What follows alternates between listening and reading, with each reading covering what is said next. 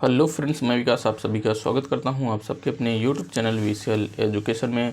I hope कि आप सब अच्छे होंगे और अपनी प्रिपरेशन को बेहतर बनाने की कोशिश कर रहे होंगे। तो आज गाइस हम बहुत कुछ दिनों बाद मतलब 2-3 दिनों बाद इस सेशन को ले रहा हूं। इसमें हम देखने वाले हैं राष्ट्रपति और उपराष्ट्रपति से संबंधित जितने भी क्वेश्चन बन सकते हैं उन सारे क्वेश्चनों को लेकर आए हूँ। आई होप कि आप सब इस वीडियो को पूरा देखने का कोशिश करेंगे और राष्ट्रपति और उपराष्ट्रपति से जितने भी रिलेटेड क्वेश्चन आपको 0 टू हाई लेवल बन सकते हैं उन सारे क्वेश्चनों को आप यहां से कलेक्ट करने का प्रयास करेंगे।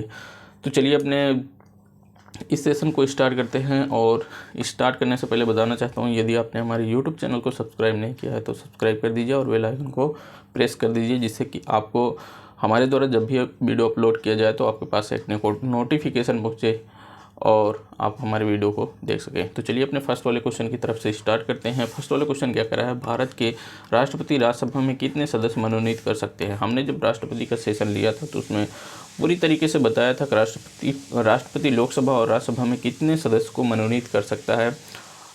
तो कितने सदस्य को कर सकता है, देखो राज्यसभा की बात करता है तो राज्यसभा में ये कर सकता है 12 सदस्य। और ये 12 सदस्य कौन होते हैं जिन्हें मनोनीत करता है, वो कला साहित्य और समाजसेवी जो व्यक्ति होते हैं उन्हें क्या किया जाता है, राज्यसभा में राष्ट्रपति के द्वारा 12 सदस्यों को क्या किया जाएगा, मनोनीत किया जाएगा। और वहीं लोकसभा की बात करेगा, लोकसभा अगर कहीं आ जाता है तो लोकसभा में कितने सदस्यों मनोनीत करता है, 2 एंग्लो इंडियन होते हैं उनको मनोनीत करते हैं राष्ट्रपति। आई होप कि ये फर्स्ट वाला क्वेश्चन क्लियर हो गया होगा। हम बताना चाहते हैं कि ये फर्स्ट वाला क्वेश्चन या 15 नंबर तक के जो भी क्वेश्चन होंगे वो क्या होंगे, वो सिर्फ वन लाइनर होंगे। उसके बाद 15 नंबर के बाद से जितने भी 50 नंबर तक क्वेश्चन होंगे वो सारे कितने कौन होंगे, ऑब्जेक्टिव होंगे और उसमें 0 टू हाई लेवल के क्वेश्चन को रखा गया है। 0 टू हाई लेवल का हमारे कहने का मतलब आप समझ ही गए होंगे। तो चलिए अपने नेक्स्ट वाले क्वेश्चन की तरफ चलते हैं। नेक्स्ट वाला जो क्वेश्चन है हमारा क्या कह रहा है, नेक्स्ट वाला हमारा क्वेश्चन क्या कह रहा है उसको देखने का कोशिश करें। तो नेक्स्ट वाला क्वेश्चन क्या कह रहा है,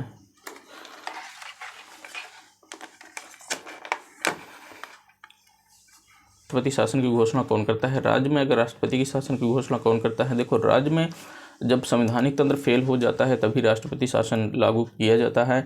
और ये आर्टिकल 356 के अंतर्गत ये प्रावधान किया गया है कि राष्ट्रपति वहाँ शासन लागू करेगा। लेकिन राष्ट्रपति शासन किसके आधार पर लागू करेगा, जब वहाँ का राज्यपाल कहेगा कि हाँ यहाँ संवैधानिक तंत्र फेल हो गया है, आप यहाँ राष्ट्रपति शासन लगाओ। मतलब राज्यपाल राष्ट्रपति से कहता है राष्ट्रपति शासन लगाने के लिए, तो वहाँ क्या होता है, राष्ट्रपति शासन लागू होता है। कहाँ, राज्यों में। और वो कौन लागू करता है, वो लागू करता है कौन, राष्ट्रपति लागू करता है कौन, राष्ट्रपति। आई होप कि ये वाला भी क्वेश्चन आपको क्लियर हो गया होगा। और इसका जो भी मांग करता है वो कौन मांग करता है, वो मांग करता है राज्यपाल अपने राज्य में मांग करता है कि हाँ यहाँ राष्ट्रपति शासन लगाया जाए। आई होप कि ये सेकंड वाला भी क्वेश्चन आपको क्लियर हो गया होगा। इसके बाद चलते हैं अपने थर्ड वाले क्वेश्चन की तरफ चलने की कोशिश करते हैं और आपको ये सारे क्वेश्चन क्लियर हो रहे होंगे। आई होप, मैं आशा करता हूँ ऐसा। फिर क्या कह रहा है थर्ड वाला क्वेश्चन कि राष्ट्रपति चुनाव के लिए प्रस्तावक एवं अनुमोदक की संख्या कितनी होनी चाहिए। राष्ट्रपति के चुनाव के लिए प्रस्तावक और अनुमोदक की संख्या कितनी होनी चाहिए, हमने बताया था 50 प्रस्तावक होने चाहिए।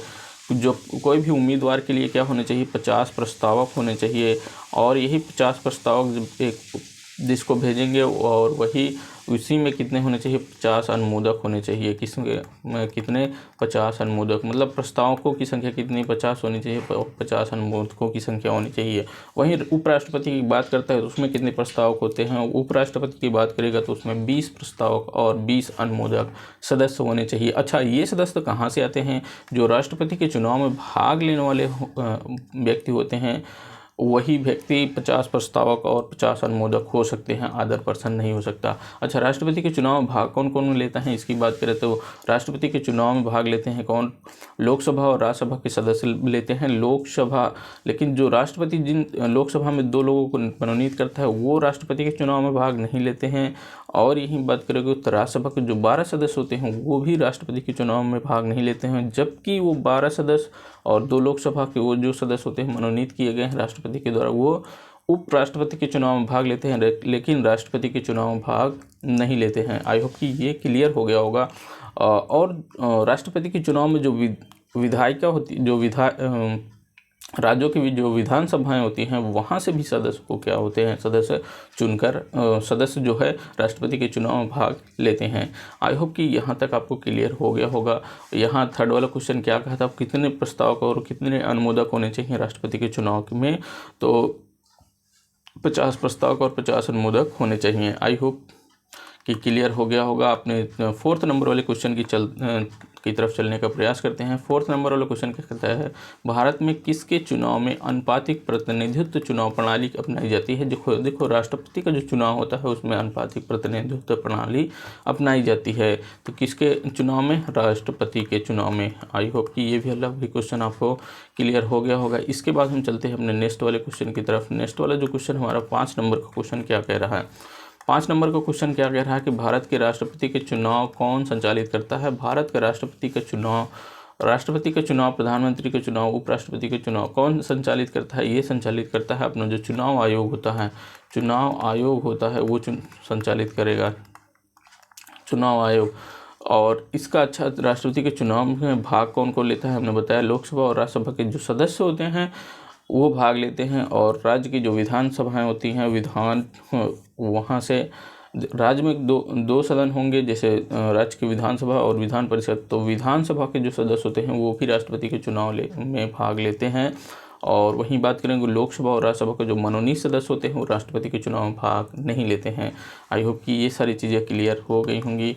और इसकी बात चलते हैं हम आगे नंबर 6 वाले क्वेश्चन की तरफ चलें। 6 वाला क्वेश्चन हमारा क्या कह रहा है उसको देखने का कोशिश करते हैं। तो 6 नंबर वाला क्वेश्चन क्या कह रहा है, राष्ट्रपति से संबंधित मामले कहाँ भेजे जाएंगे।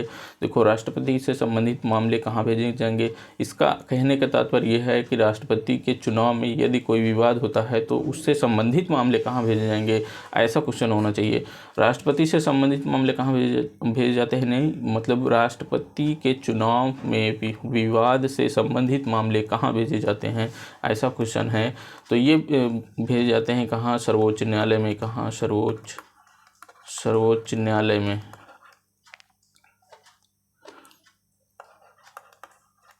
कहाँ भेजे जाएंगे, सर्वोच्च न्यायालय में। इससे जो भी विवाद होगा उसको कहाँ भेजे जाएंगे, सर्वोच्च न्यायालय में भेजे जाएंगे। और ये जो सर्वोच्च न्यायालय का जो अंतिम निर्णय होगा, सर्वोच्च न्यायालय का जो भी अंतिम निर्णय होगा वही मान्य होता है।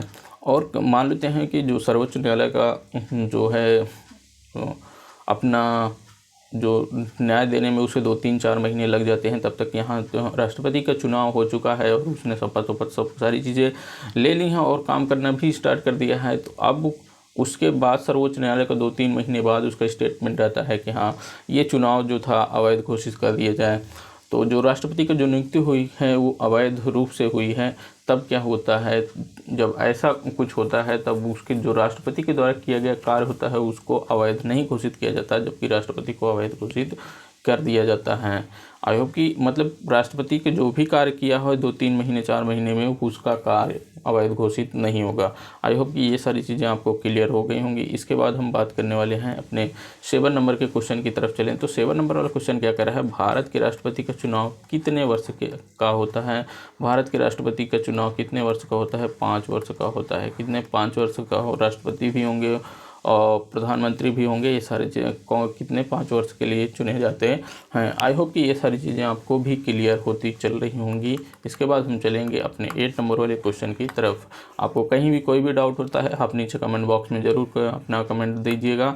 हम उसका सोल्यूशन और उसका जो भी कुछ होगा हम अगले नेक्स्ट वीडियो में आपके सारे कमेंट का समाहित करने का प्रयास करेंगे। जो पॉजिटिव कमेंट ज़रूर करिएगा। आई होप कि आप ऐसा करने का कोशिश करेंगे। तो चलिए अपने 8 नंबर वाले क्वेश्चन की तरफ चलेंगे। 8 नंबर वाला क्वेश्चन क्या कह रहा है कि राष्ट्रपति पर महाभियोग किस आधार पर लगाया जा सकता है। देखो राष्ट्रपति के ऊपर महाभियोग किस आधार पर लगाया जाता है, यदि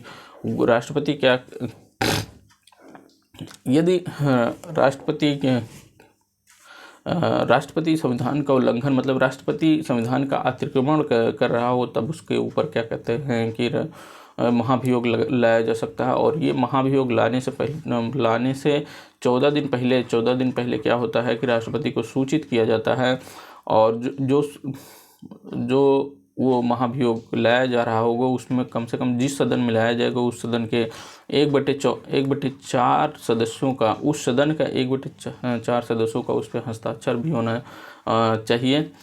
और 14 दिन पहले राष्ट्रपति को सूचित भी करना होता है। और अगर लोकसभा और राज्यसभा से किसी भी दोनों सदनों से अगर ये पारित कर दिया जाता है, तब जिस दिन पारित हो जाता है उसी दिन को से राष्ट्रपति को क्या होगा, अपने पद से हटना पड़ेगा। मतलब उससे मान लिया जाएगा कि वो अब राष्ट्रपति वहाँ अपने पद से विमुक्त कर दिए गए हैं।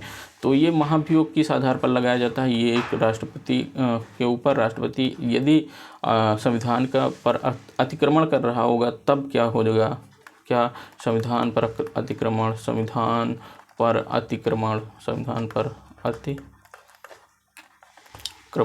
संविधान पर अतिक्रमण अगर कर रहा है राष्ट्रपति तब क्या होगा, राष्ट्रपति के ऊपर महाभियोग लाया जाएगा। क्योंकि जो लोकसभा और राज्यसभा जो सदन हैं संसद के, उनके किसी भी एक सदन में पहले लाया जाता है, फिर उसको दोनों सदनों से पारित करके इनको पद से हटाया जा सकता है।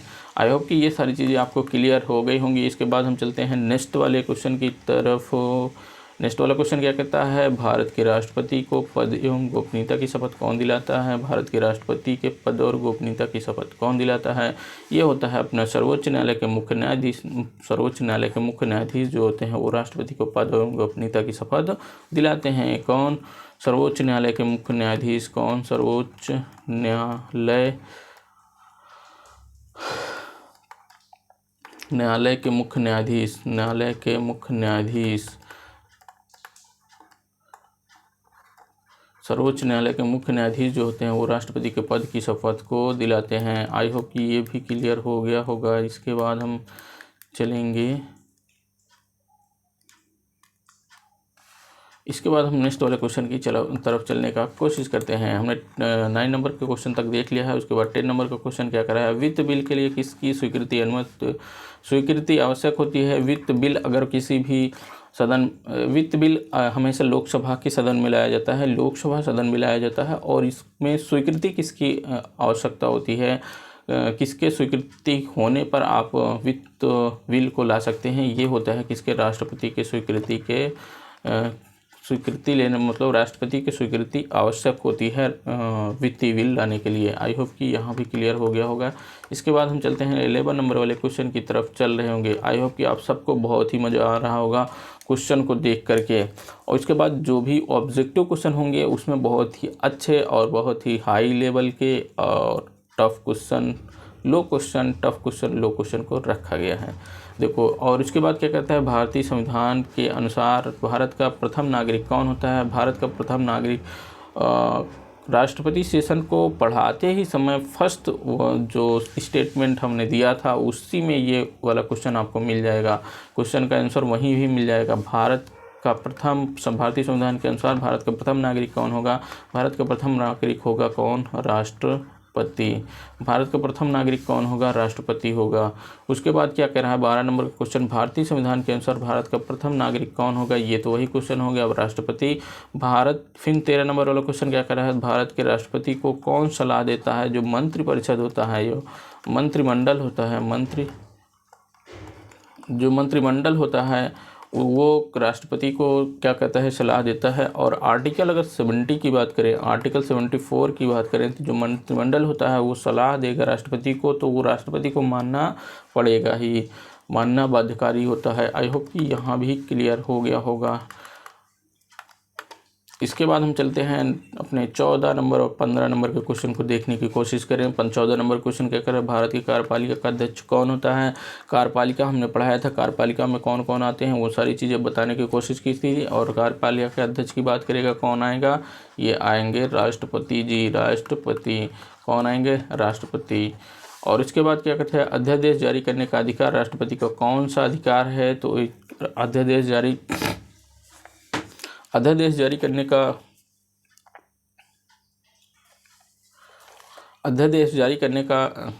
का राष्ट्रपति का कौन सा अधिकार है। तो ये राष्ट्रपति का क्या है, विधायी अधिकार है। क्या, विधायी अधिकार।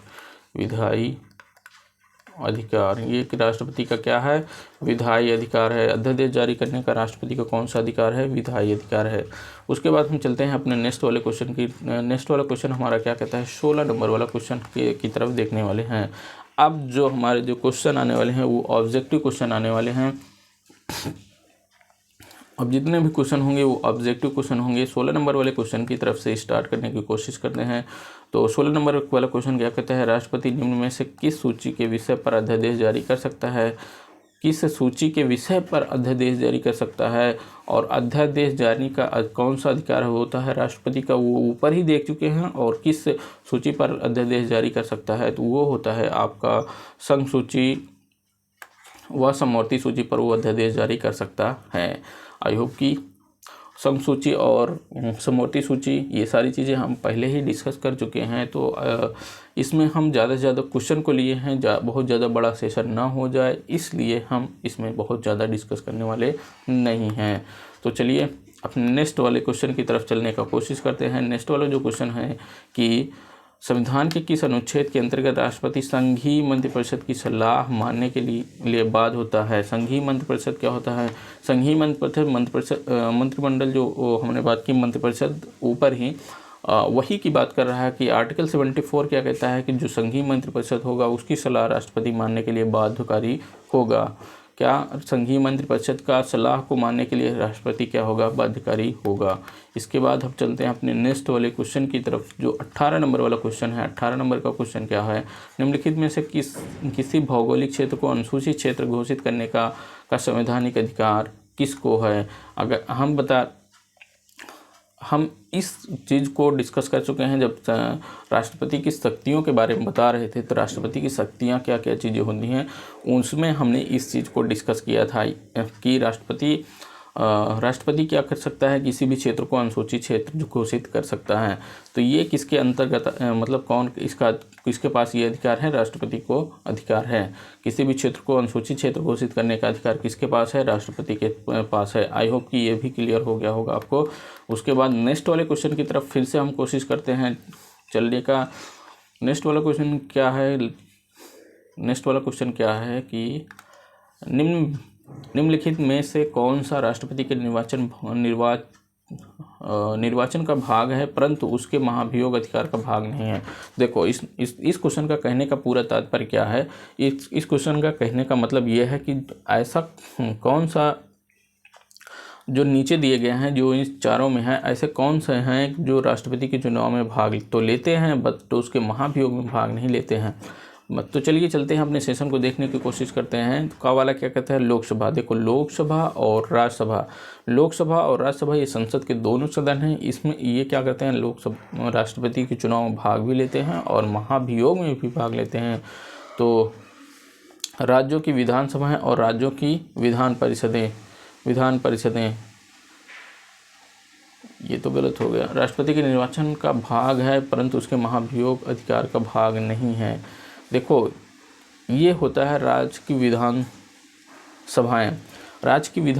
ग वाला ऑप्शन आपका सही हो जाएगा। क्यों, पहली बात तो ये गलत हो जाता है ना, ये तो राष्ट्रपति के चुनाव में ना तो भाग लेते हैं और ना तो महाभियोग में भाग लेंगे, ना राष्ट्रपति के चुनाव में ही भाग लेंगे। तो इसलिए घ वाला ऑप्शन आपका पहले ही गलत हो जाता है। लोकसभा भाग लेती है, राज्यसभा भी भाग लेती है, लेकिन ये महाभियोग में भी भाग लेती है, ये भी महाभियोग में भाग लेती है। लेकिन जो राज्य की विधानसभाएं होती हैं वो राष्ट्रपति के महाभियोग में भाग नहीं लेती हैं। तो इसलिए आपका जो क्वेश्चन के अकॉर्डिंग आपका ऑप्शन होता है वो गा वाला नंबर आपका क्या हो जाता है, सही हो जाता है। आई होप कि ये भी चीज़ें आपको क्लियर हो गई होंगी। इसके बाद चलते हैं नेक्स्ट वाले क्वेश्चन की तरफ चलते हैं। नेक्स्ट वाला क्वेश्चन जो है 19 नंबर हो गया है, 20 नंबर की कोशिश करते हैं। 20 नंबर वाला क्या कहता है, राष्ट्रपति को लोकसभा में किन दो सदस्यों को मनोनीत करने का अधिकार होता है। लोकसभा में किन दो सदस्यों को मनोनीत कर सकता है राष्ट्रपति। लोकसभा में एंग्लो इंडियन जो सदस्य होते हैं उनको राष्ट्रपति क्या करता है, 2 सदस्यों को मनोनीत करता है। कहाँ, लोकसभा में। और वहीं का बात करें राज्यसभा में राष्ट्रपति कितने सदस्यों को मनोनीत करता है।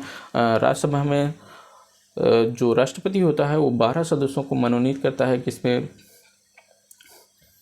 और वो सदस्य किस क्षेत्र में अग्रणी होने चाहिए, वो सदस्य होने चाहिए कला, साहित्य, विज्ञान और साहित्य और उसके बाद हम बात करते हैं समाज सेवी होने चाहिए वो व्यक्ति, तब उन्हें क्या किया जाता है, राष्ट्रपति के द्वारा राज्यसभा में मनोनीत किया जाता है। आई होप कि ये भी क्वेश्चन आपको क्लियर हो गया होगा।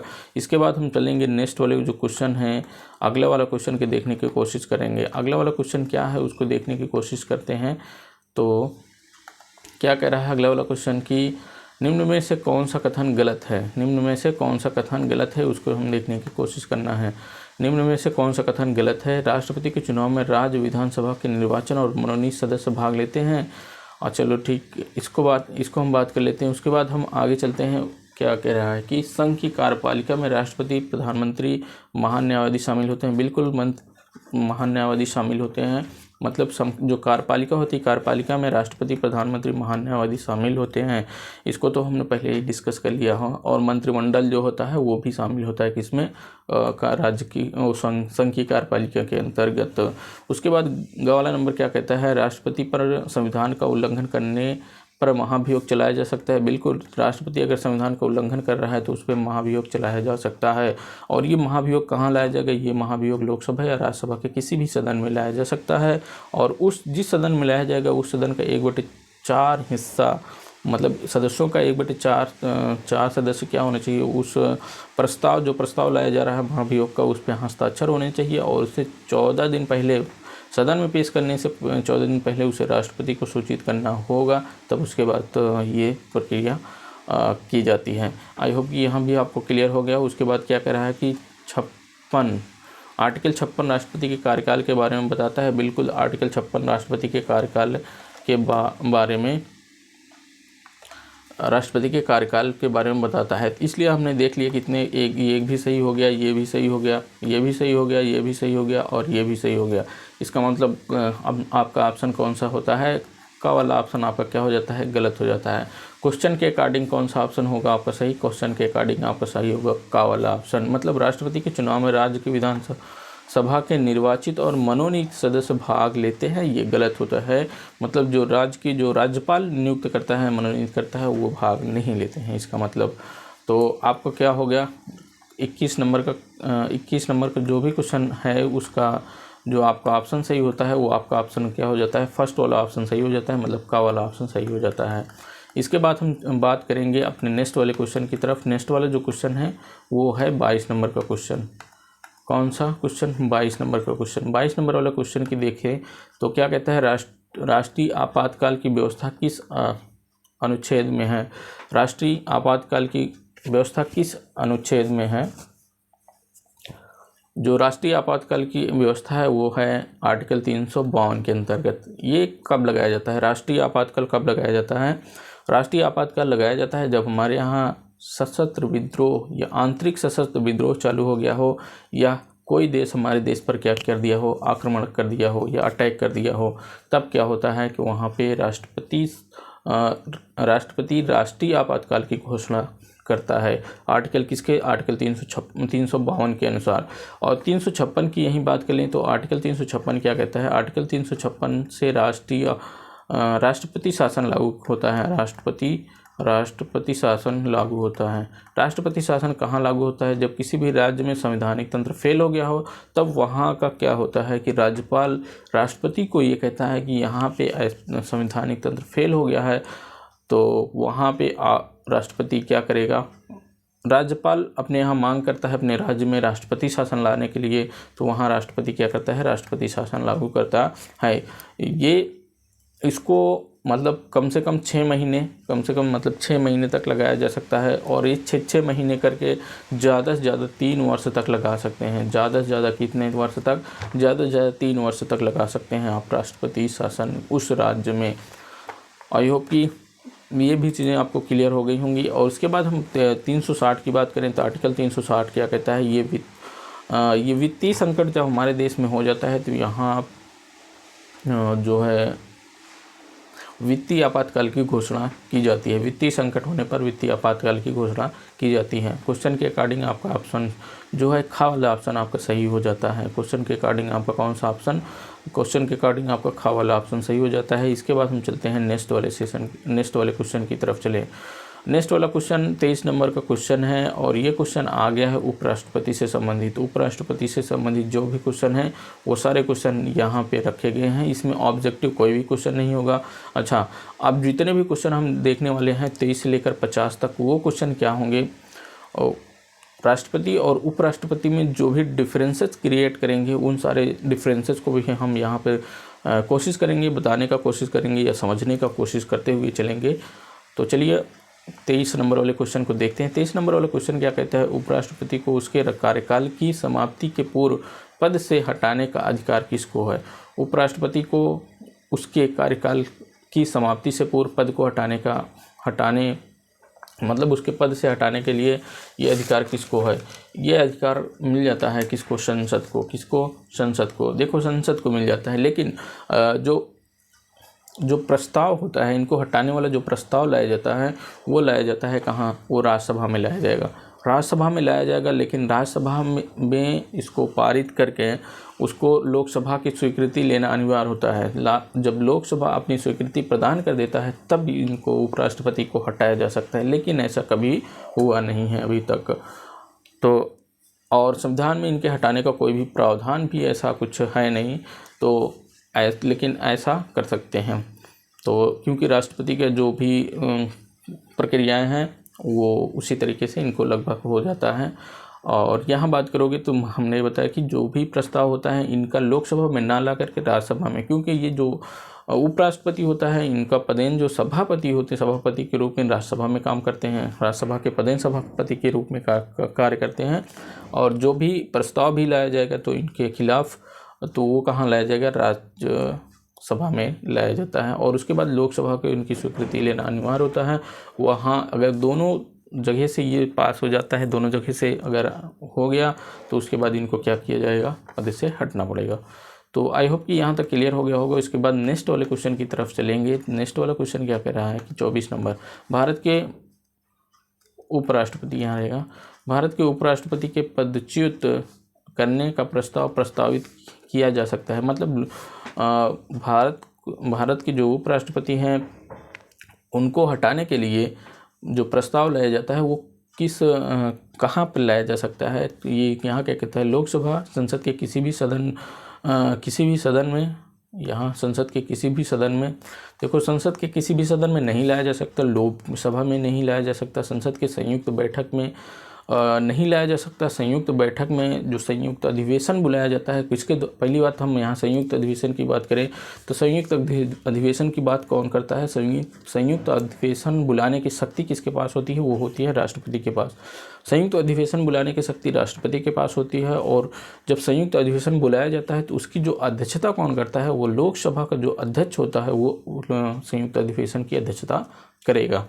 ये तो यहाँ की बात हो गई। उसके बाद जो प्रस्ताव लाया जा रहा है उपराष्ट्रपति को हटाने के लिए, वो प्रस्ताव लाया जाएगा केवल राज्यसभा में। केवल कहाँ, केवल राज्यसभा में वो प्रस्ताव लाया जाएगा। इसलिए आपको क्वेश्चन के अकॉर्डिंग आपका ऑप्शन कौन सा हो जाता है, घ वाला ऑप्शन आपका क्या हो जाता है, सही हो जाता है।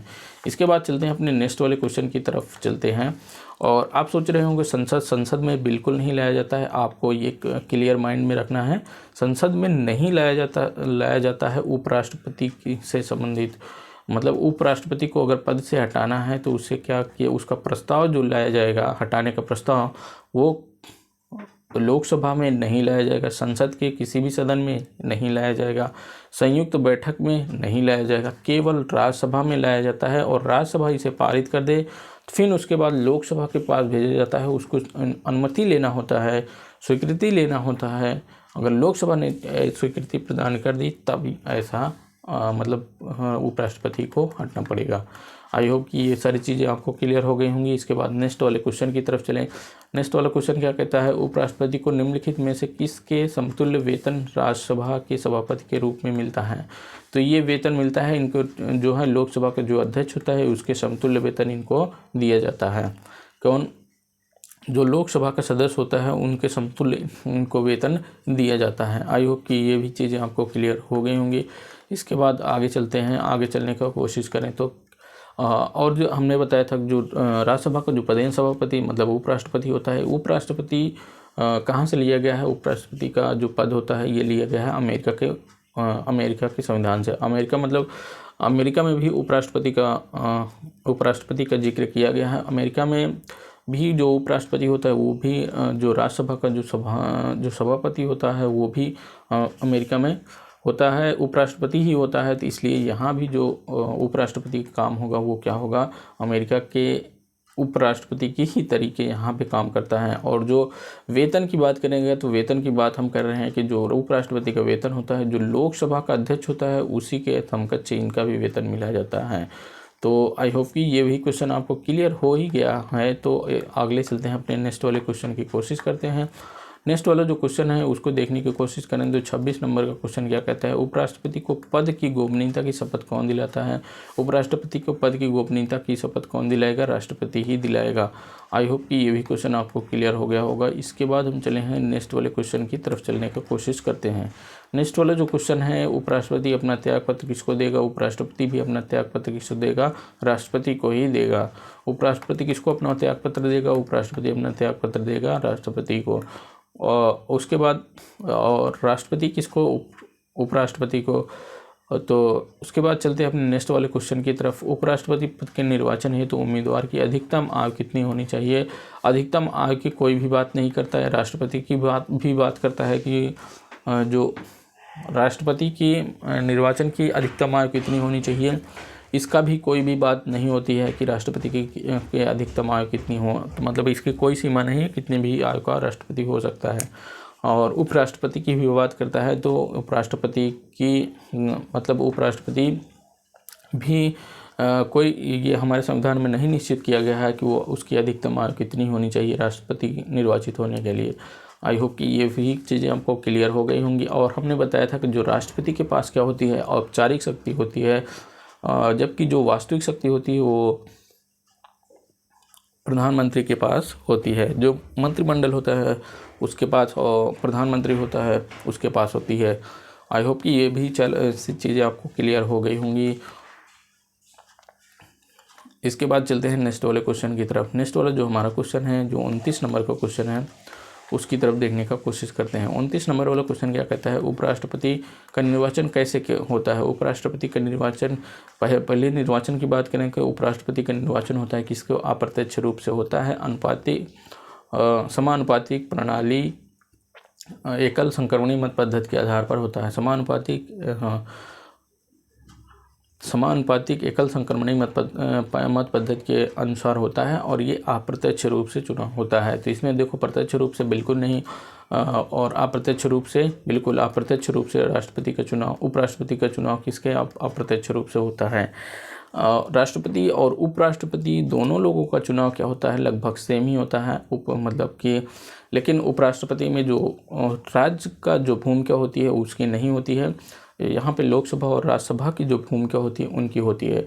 और वहीं राष्ट्रपति की बात करोगे तो राष्ट्रपति में जो राज्यसभा के जो 12 सदस्य होते हैं मनोनीत किए गए होंगे वो भी उपराष्ट्रपति के चुनाव में भाग लेते हैं, जबकि राष्ट्रपति के चुनाव में भाग नहीं लेते हैं। और लोकसभा के जो एंग्लो इंडियन जो नियुक्त किए गए हैं 2 व्यक्ति और राष्ट्रपति के द्वारा, वो राष्ट्रपति के चुनाव में भाग नहीं लेते हैं लेकिन उपराष्ट्रपति के चुनाव में भाग लेते हैं। और उपराष्ट्रपति के चुनाव में राज्य की जो विधानसभा है और विधान परिषद भाग नहीं लेती है। बट वहीं बात करें राष्ट्रपति के चुनाव में तो राष्ट्रपति के चुनाव में जो राज्य की विधानसभा होती है वो राष्ट्रपति के चुनाव में भाग लेती है। अगर हाँ महाभियोग की बात करोगे तो राष्ट्रपति के महाभियोग में राज्य की जो विधानसभा होती है जो राष्ट्रपति के चुनाव में भाग ली है वो भाग नहीं लेती महाभियोग में।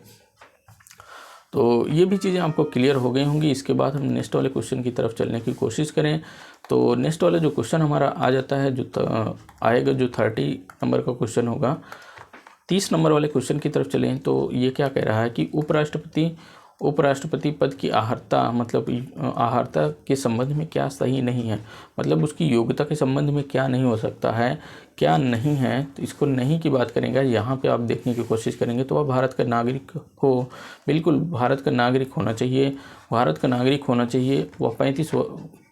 वह कम से कम 35 वर्ष की आयु होना चाहिए। बिल्कुल निर्वाचित होने के लिए कम से कम 35 वर्ष की आयु कम से कम निश्चित की गई है, लेकिन अधिकतम आयु निश्चित नहीं मिलती है अपने संविधान में।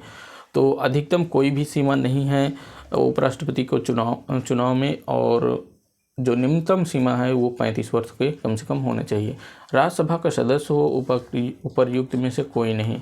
देखो, उपर्युक्त में से कोई नहीं, ये तो गलत हो जाता है। राज्यसभा का सदस्य हो, ये भी क्या हो जाता है, गलत हो जाता है। पहली बात तो जब हमारा ये वाला गलत हो गया तो ये वाला, इसकी कोई बात ही नहीं है, तो ये वाला अपना गलत हो जाता है। लेकिन क्वेश्चन के अकॉर्डिंग आपका ऑप्शन कौन हो जाएगा, ग वाला ऑप्शन सही हो जाएगा।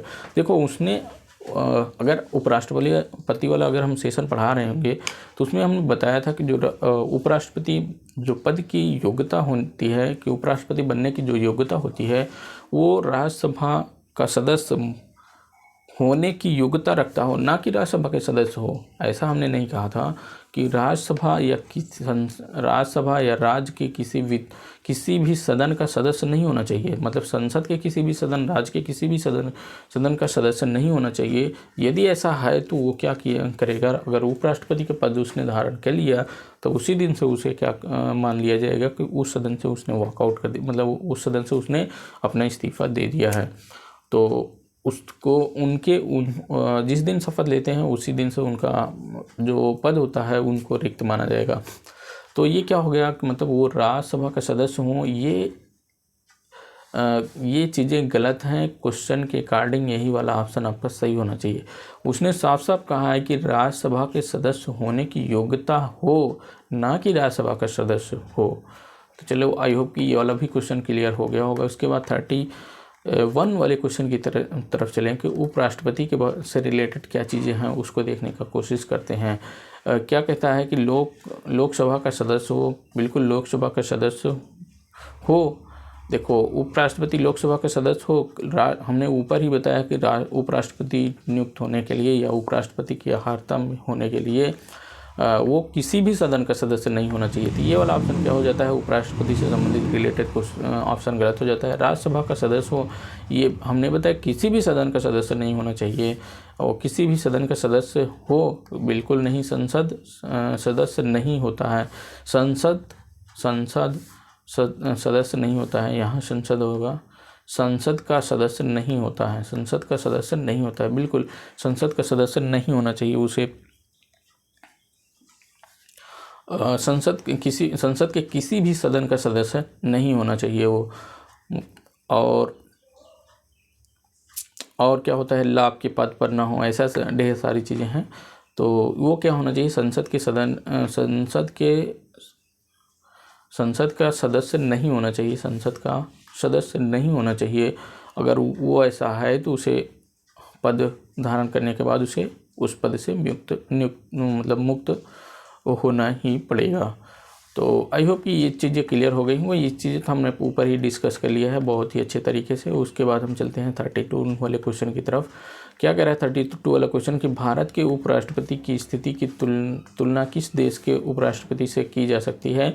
तो हमने बताया था अमेरिका के जो उपराष्ट्रपति होता है उनसे तुलना आप भारत के उपराष्ट्रपति की तुलना कर सकते हैं।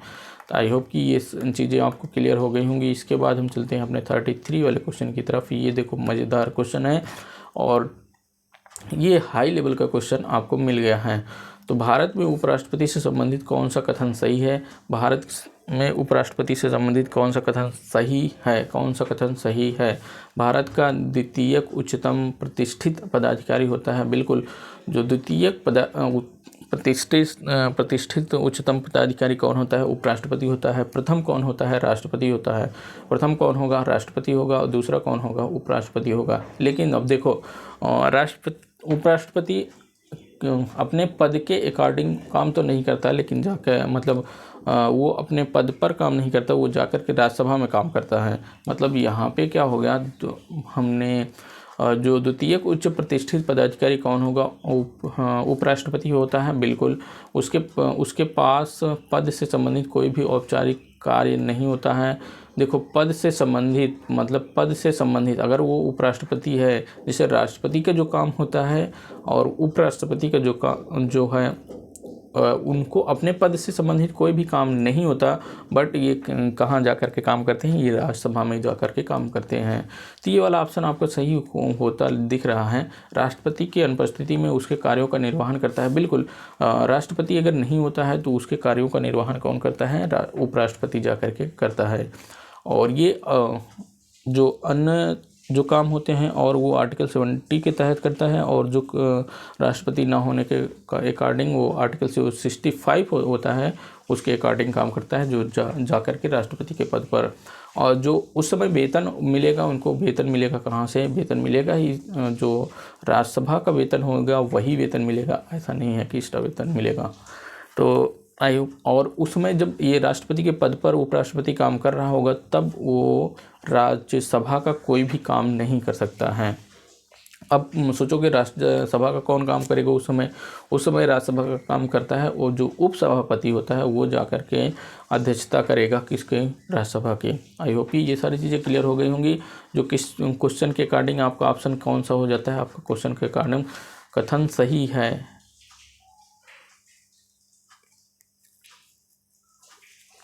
अच्छा, कौन सा कथन सही है? तो आपका जो ये वाला ऑप्शन हो जाता है और ये वाला ऑप्शन क्या हो जाता है? सही हो जाता है। ये तो गलत है, ये गलत है।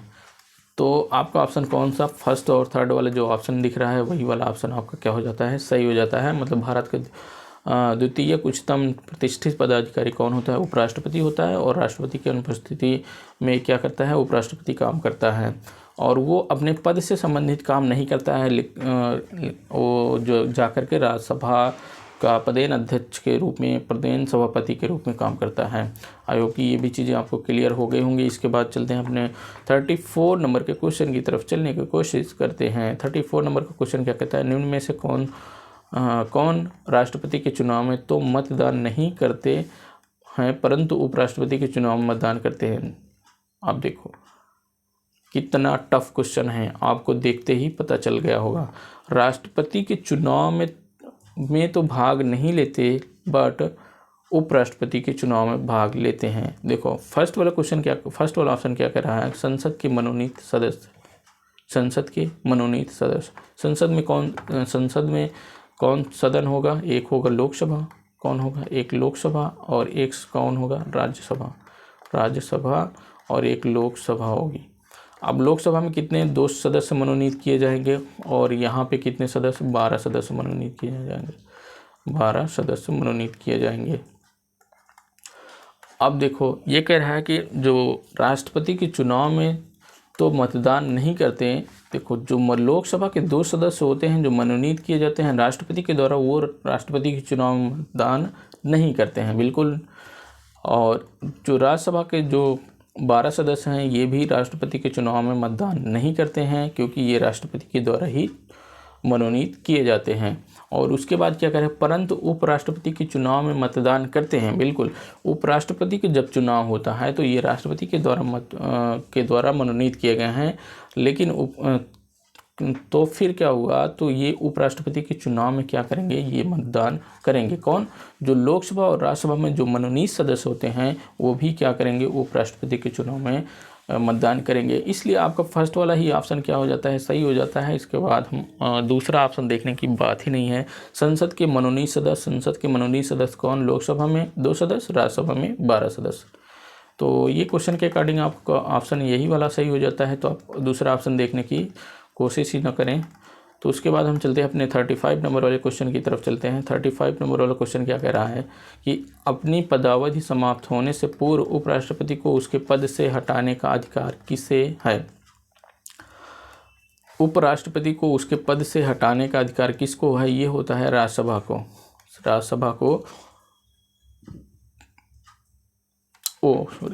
राज्यसभा में तो ये प्रस्ताव लाया जाएगा, और राज्यसभा में प्रस्ताव और लाया जाएगा, लेकिन ये पूरा मिलकर के लोकसभा से स्वीकृति लेनी होगी। तो लोकसभा और राज्यसभा दोनों मिल करके क्या बन जाएंगे? संसद मतलब संसद में दोनों सदन कौन होंगे? राज्यसभा और लोकसभा। तो ये वाला ऑप्शन आपका गलत हो जाता है, ये भी गलत हो जाता है, ये भी गलत हो जाता है। उच्चतम न्यायालय के न्यायाधीश, ये भी गलत हो जाता है। क्वेश्चन के अकॉर्डिंग आपका ऑप्शन हो जाता है ग वाला ऑप्शन सही हो जाता है। और प्रस्ताव कहाँ लाया जाएगा? प्रस्ताव लाया जाएगा राज्यसभा में लाया जाएगा, और लोकसभा से उसकी स्वीकृति लेना अनिवार्य होता है। और ये दोनों मिल करके फिर क्या करेंगे? ये दोनों मिल करके उपराष्ट्रपति को पद से हटाएंगे। और जो प्रस्ताव लाया जाएगा, प्रस्ताव हमने बताया कि राज्यसभा में लाया जाएगा। प्रस्ताव कहाँ लाया जाएगा? राज्यसभा में लाया जाएगा। अगर ये लोकसभा और राज्यसभा दोनों दिया है और उसके बाद संसद भी दिया है। संसद, अगर ये संसद ना होता तो हम राज्यसभा को लगाते, लेकिन संसद दिया है तो इसलिए हमारा क्या हो जाएगा, संसद को हम लगाएंगे। फर्स्ट प्रायोरिटी हमारी क्या बनती है, संसद को लगाने की प्रायोरिटी बनती है। क्वेश्चन के अकॉर्डिंग आपका ग वाला ऑप्शन क्या हो जाता है, सही हो जाता है। इसके बाद चलते हैं अपने नेक्स्ट वाले क्वेश्चन की तरफ। नेक्स्ट वाला जो हमने क्वेश्चन रखा है वो 36 वाला क्वेश्चन है। क्या कह रहा है कि उपराष्ट्रपति को राज्यसभा के पदेन सभापति के रूप में उसकी शक्तियों एवं कार्य निम्न में से किसके समतुल्य होता है। शक्ति एवं कार्य लगभग समतुल्य होता है किसके, लोकसभा अध्यक्ष के समतुल्य होता है। आई होप कि ये सारी चीज़ें हमने उपराष्ट्रपति वाले सेशन में बहुत ही अच्छी तरीके से क्लियर करने की कोशिश की है। उसके बाद चलते हैं 37 नंबर का क्वेश्चन। जब उपराष्ट्रपति राष्ट्रपति का कार्यभार संभालता है, राष्ट्रपति का कार्यभार संभालता है तो वह राज्यसभा के सभापति के रूप में कार्य नहीं करेगा। बिल्कुल, राज्यसभा में सभापति के रूप में कार्य नहीं करता है। इसके स्थान पे कौन कार्य करता है, इसके स्थान पे जो उपसभापति होता है वो काम करता है। मतलब राज्यसभा का जो सभापति के रूप में कौन काम करेगा, जो उपसभापति होता है वो आकर के काम करेगा राज्यसभा में। तो ये वाला फर्स्ट वाला ही ऑप्शन सही हो जाता है। उसके बाद हम कुछ और ऑप्शन हैं उसको देखने की कोशिश कर लेते हैं। तो उसने क्या कहता है, नंबर खा वाला क्या कहता है कि वह कार्यवाहक राष्ट्रपति के रूप में अधिकतम 6 माह तक कार्य कर सकता है। अच्छा, क्वेश्चन क्या पूछा गया है उसको हम देख लेते हैं। क्वेश्चन क्या कहे हैं, कि जब वह उपराष्ट्रपति को राष्ट्रपति का कार्यभार संभालता है तो वह राज्यसभा के सभापति के रूप में कार्य नहीं करता। बिल्कुल सही है, नहीं करता है। उसके बाद हम चलते हैं अगला खा वाला ऑप्शन क्या कहता है।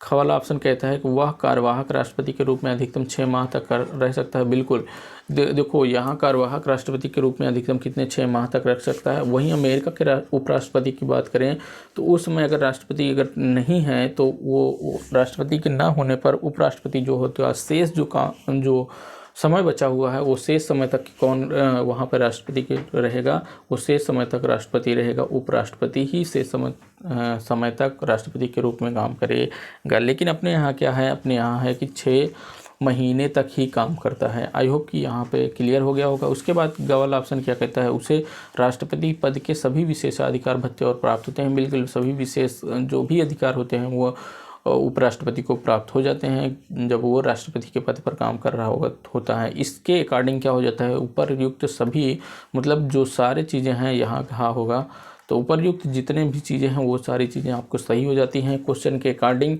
तो आपका क्या हो जाएगा, ये घ वाला ऑप्शन आपका सही हो जाता है। इसके बाद हम चलते हैं अपने नेक्स्ट वाले क्वेश्चन की तरफ चलने का कोशिश करें। तो नेक्स्ट वाला जो क्वेश्चन है, जितने भी क्वेश्चन अब रखे गए हैं ये हाई लेवल के जो क्वेश्चन हैं उन सारे क्वेश्चनों को रखा गया है। तो निम्न में से कौन सा कथन उपराष्ट्रपति के बारे में सत्य है, उपराष्ट्रपति के बारे में से कौन सा कथन इसमें से सत्य ढूंढना है। भाई देखो, उपराष्ट्रपति राज्यसभा का पदेन सभापति होता है। बिल्कुल, राज्यसभा का पदेन सभापति होता है, ये ऑप्शन तो सही हो जाता है। इसके बाद हम चलते हैं जो राज्यसभा का सदस्य बनने की योग्यता रखता हो। बिल्कुल, राज्यसभा का सदस्य बनने की योग्यता रखता हो। ये जरूरी नहीं कि वहाँ के ये नहीं कि कहा है कि हाँ उपराष्ट्रपति क्या हो उसके बाद कि राज्यसभा का सदस्य हो, लेकिन उस सदस्य होने की योग्यता रखता हो। उसके बाद क्या कहता है, भारत के प्रथम उपराष्ट्रपति डॉक्टर एस राधाकृष्णन थे। ये भी सही हो जाता है। उपराष्ट्रपति के निर्वाचन अवैध घोषित होने पर इसके पूर्व किए गए कार्यों को अवैध नहीं होंगे। बिल्कुल, अवैध नहीं होंगे। उपराष्ट्रपति के बारे में सत्य है, जितनी भी चीज़ें हैं ये भी सत्य, ये भी सत्य, ये भी सत्य और ये भी सत्य है। मतलब चारों चीज़ें सत्य हैं। तो प्रयुक्त में से जो भी चीज़ें होती हैं जो ऑप्शन में है उसको देखने की कोशिश करें। तो जो ऑप्शन में है, क्या ऑप्शन में है, ये सभी सही हैं। मतलब सभी सही हैं। 1 2 3 4 जितनी भी चीज़ें हैं वो सारी चीज़ें क्या हो जाती हैं, सही हो जाती हैं। उपराष्ट्रपति से संबंधित जो भी चीज़ें हैं वो सारी चीज़ें क्या हैं, सही हैं। तो नेक्स्ट वाला क्वेश्चन क्या कह रहा है कि नेक्स्ट वाला क्वेश्चन कह रहा है निम्न में से किस एक की अध्यक्षता ऐसे व्यक्ति द्वारा होती है जो उसका सदस्य नहीं होता। उसका सदस्य नहीं होता जो मतलब किस एक की अध्यक्षता ऐसे व्यक्ति द्वारा की होती है जो उसका सदस्य नहीं होता। देखो, राज्यसभा का जो भी जो अध्यक्ष होता है वो उपराष्ट्रपति होता है। राज्यसभा की योग्यता रखता है लेकिन राज्यसभा का सदस्य नहीं होता। वहीं लोकसभा की बात करेंगे तो लोकसभा सदस्यों के द्वारा अपने ही सदस्यों में से किसी एक को चुना जाता है। क्या लोकसभा अध्यक्ष चुना जाता है। ऐसे विधानसभा, मंत्रिपरिषद, इसमें भी ऐसे ही चीज़ें होती हैं। लेकिन राज्यसभा की बात करोगे तो राज्यसभा में ऐसा नहीं होता है। राज्यसभा में आते हैं कौन? उपराष्ट्रपति। उपराष्ट्रपति यहाँ अध्यक्षता करते हैं। तो ये वाला ऑप्शन आपका क्या हो जाता है? ख वाला ऑप्शन आपका सही हो जाता है क्वेश्चन के अकॉर्डिंग। उसके बाद हम चलते हैं अपने नेक्स्ट वाले क्वेश्चन की तरफ चलने की कोशिश करें। 40 नंबर वाला क्वेश्चन क्या कहता है? उपराष्ट्रपति को पद की गोपनीयता की शपथ कौन दिलाता है? इसको तो हम पहले ही ऊपर वाले क्वेश्चन कर चुके हैं। इसके बाद हम चलते हैं नेक्स्ट वाले क्वेश्चन की तरफ। नेक्स्ट वाला जो क्वेश्चन है, नेक्स्ट वाला क्वेश्चन की तरफ देखने की कोशिश करें तो नेक्स्ट वाला क्वेश्चन की तरफ देखने की कोशिश करें जो 41 नंबर वाला क्वेश्चन है हमारा। 41 नंबर वाला क्वेश्चन क्या कह रहा है कि उपराष्ट्रपति को उसके पद से निम्न में से किसके प्रस्ताव द्वारा हटाया जा सकता है? ये किसके प्रस्ताव द्वारा? राज्यसभा के प्रस्ताव लाया जाता है, उसके राज्यसभा के प्रस्ताव द्वारा हटाया जा सकता है। कुछ उपराष्ट्रपति को। वहीं राष्ट्रपति की बात करेगा तो लोकसभा और राज्यसभा में दो किसी भी सदन में प्रस्ताव को पेश किया जा सकता है, लेकिन उसको 14 दिन पहले राष्ट्रपति को सूचित करना पड़ेगा और क्या करना पड़ेगा कि जिस सदन में लाना है उस सदन का 1/4 सदस्यों का उस पर हस्ताक्षर होना चाहिए, तब उसको वहाँ भी प्रस्ताव लाया जाता है राष्ट्रपति के अकॉर्डिंग में। और यहाँ उपराष्ट्रपति की बात करेंगे, उपराष्ट्रपति का जो प्रस्ताव लाया जाएगा वो केवल और कहाँ लाया जाएगा? केवल और केवल कहाँ लाया जाएगा? राज्यसभा में लाया जाएगा। आई होप कि यहाँ तक क्लियर हो गया होगा। इसके बाद हम चलते हैं नेक्स्ट वाले क्वेश्चन की तरफ। 42 वाले क्वेश्चन की तरफ चलें तो 42 वाला क्वेश्चन क्या कह रहा है कि भारत के उपराष्ट्रपति के निर्वाचन से संबंधित विवाद को कौन निपटाता है? भारत के उपराष्ट्रपति से संबंधित जो विवाद होते हैं वो सर्वोच्च न्यायालय में जाते हैं और सर्वोच्च न्यायालय का अंतिम जो निर्णय होगा वही ही माना जाता है। सर्वोच्च न्यायालय का जो अंतिम निर्णय होगा वही माना जाएगा। और यहाँ बात कर लें तो जो इसका मान लेते हैं सर्वोच्च न्यायालय का जो निर्णय होता है वो 5-7 महीने हो जाता है निर्णय आने में, तब उसके बाद अवैध घोषित किया जाता है कि उपराष्ट्रपति को जो भी नियुक्तियाँ हो गई हैं, जो भी निर्वाचन हुआ है वो अवैध है। तब तक जो 6-7-8 महीने तक जो भी कार्य किया है उपराष्ट्रपति, उसके कार्यों को अवैध घोषित नहीं किया जा सकता, लेकिन उसके चुनाव और नियुक्ति को अवैध घोषित किया जा सकता है। किसके द्वारा? सर्वोच्च न्यायालय के द्वारा। आई होप कि यहाँ तक क्लियर हो गया होगा। चाहे उपराष्ट्रपति हो चाहे राष्ट्रपति हो, इससे संबंधित मामले जो भी निर्वाचन से संबंधित जो चुनाव से संबंधित मामले होते हैं वो कहाँ ही जाते हैं? वो जाएंगे सर्वोच्च न्यायालय में। आई होप कि यहाँ तक क्लियर हो गया होगा। इसके बाद हम चलते हैं 43 वाले क्वेश्चन की तरफ चलें।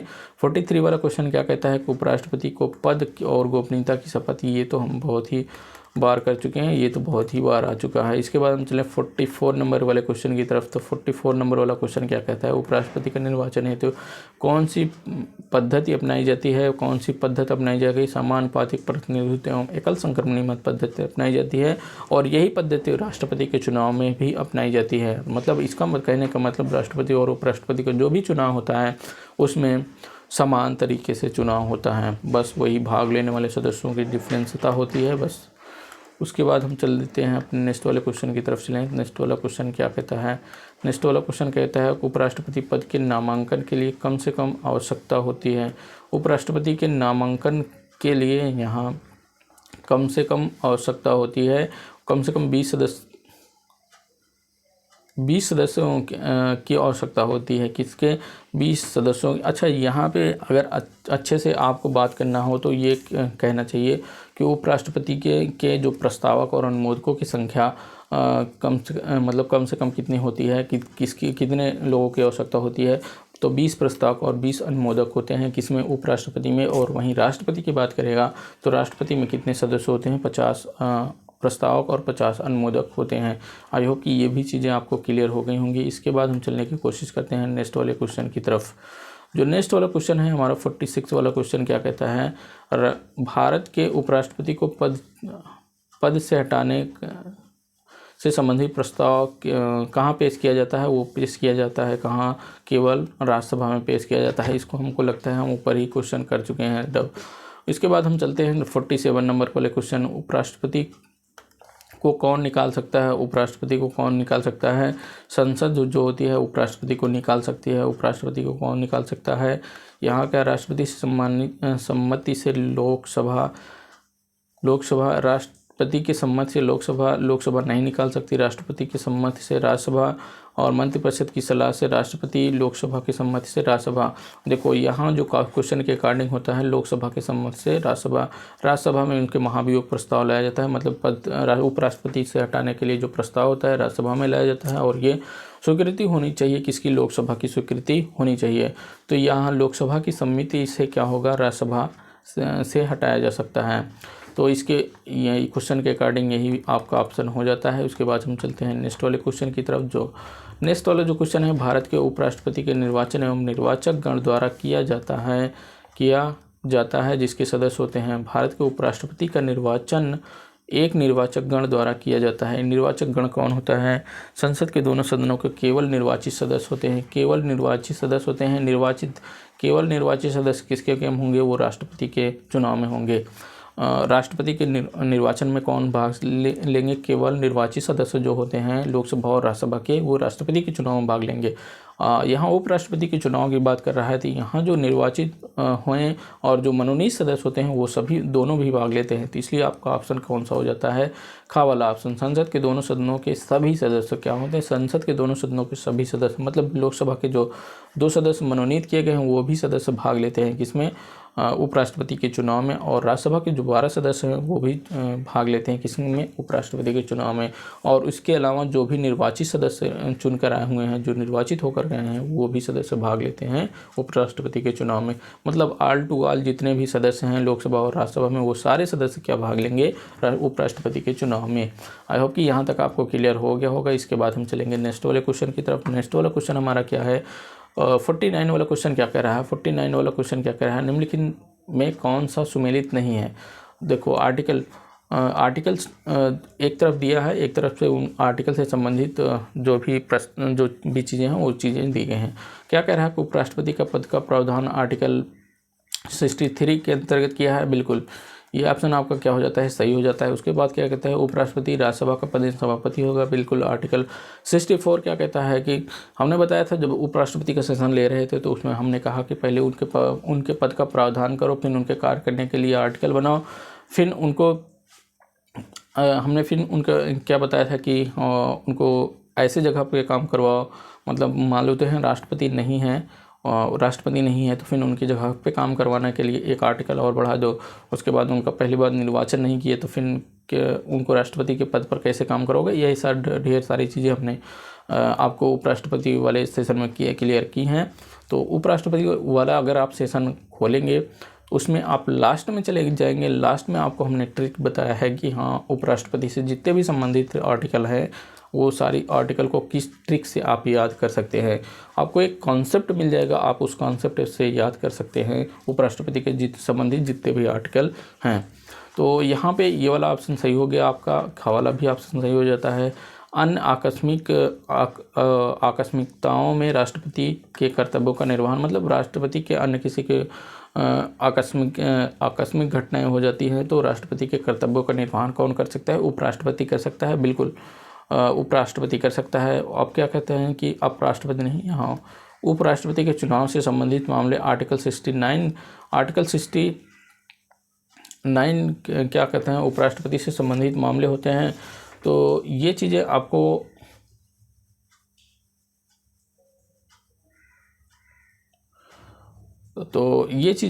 नहीं हो गई। ये चुनाव से संबंधित जो होता है ये होता है आपको मिल जाएगा 66 में ही, आपको 66 में ही मिल जाएगा उपराष्ट्रपति से चुनाव से संबंधित मामले। बट कि यहाँ 69 की अगर बात करता है तो 69 में इस उपराष्ट्रपति के शपथ का प्रतिज्ञापन या शपथ के बारे में आपका डिस्कस करता है आर्टिकल 69। आई होप कि जो क्वेश्चन के अकॉर्डिंग आपको सुमेलित नहीं है, आपको यही वाला ऑप्शन सही हो जाता है, ये वाला सुमेलित नहीं है। इसके बाद हम चलते हैं अपने नेक्स्ट वाले क्वेश्चन की तरफ चलेंगे। नेक्स्ट वाला क्वेश्चन जो आज के सेशन का ये लास्ट क्वेश्चन होगा। तो आज के सेशन का ये लास्ट क्वेश्चन क्या कह रहा है, भारत के उपराष्ट्रपति के निर्वाचन का निर्वाचक गण द्वारा किया जाता है जिसके सदस्य होते हैं संसद के दोनों सदनों के सभी सदस्य। इसको तो हम ऊपर ही देख लिए हैं। इस सेशन में कुछ क्वेश्चन क्या हैं, डबल बार आ चुके हैं, तो उसके लिए माफ़ी चाहूँगा कि जो डबल बार क्वेश्चन को टाइप कर दिया गया है। तो आपको ये सेशन, हमारा सेशन कैसा लगा, आप अपने विचारों को कमेंट बॉक्स में ज़रूर दीजिएगा। और अगले सेशन में फिर मिलने की कोशिश करते हैं। और अगला सेशन जो हमारा होगा वो प्रधानमंत्री से संबंधित सेशन होगा और बहुत ही जल्द लेने की कोशिश करेंगे। कोशिश तो बहुत ही करता हूँ, लेकिन नहीं आ पाता, तो इसके लिए माफ़ी चाहूँगा। और यदि आपको हमारा सेशन पसंद आता है तो आप हमारे सेशन को लाइक, सब्सक्राइब और ज़रूर करते रहिएगा। और अपना सब्सक्राइबर बढ़ाते रहिए, जिससे कि जो अदर व्यक्ति हैं वो भी जुड़ते रहें हमारे चैनल से, और उनको भी फ्री ऑफ कॉस्ट जो भी चीज़ें हैं हम प्रोवाइड कर रहे हैं उनको देते रहें। और आपको प्रिपरेशन में भी ये आपको हेल्प करते रहें। तो चलिए गाइस, इस सेशन में इतना ही। अगले सेशन में फिर मिलने की कोशिश करते हैं, जो प्रधानमंत्री का सेशन है उस सेशन में। तो चलिए अगले सेशन फिर मिलते हैं, तब तक के लिए जय हिंद।